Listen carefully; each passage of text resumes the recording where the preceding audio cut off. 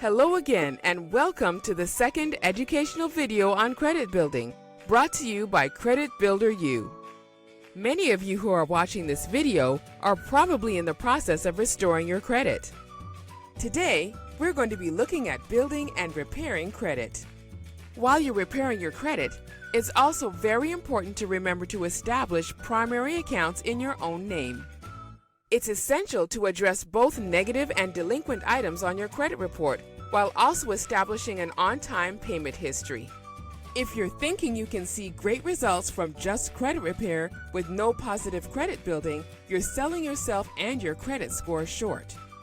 In fact, if you look into how your credit score is calculated, you'll find that building a positive credit history is equally, if not more important, than removing negative items.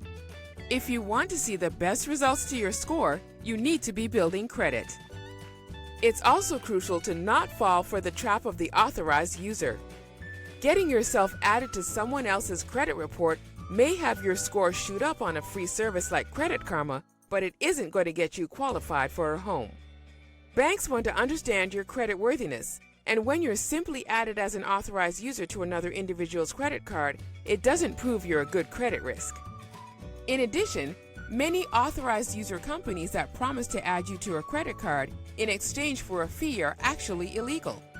Be wary of companies that will charge you hundreds, even thousands of dollars in return for the promise of adding you as an authorized user to a credit card. To conclude, it's very critical that you're building credit in your own name. What's nice about utilizing a secured credit card is that there's typically no credit score requirement. Building credit takes time and can't be rushed, so that's why we encourage you to start building positive credit as soon as you begin the credit restoration process, so that you can build up your score and reach your financial goals. Well, that's it for today's video. Thanks for watching and look out for Lesson 3 next week.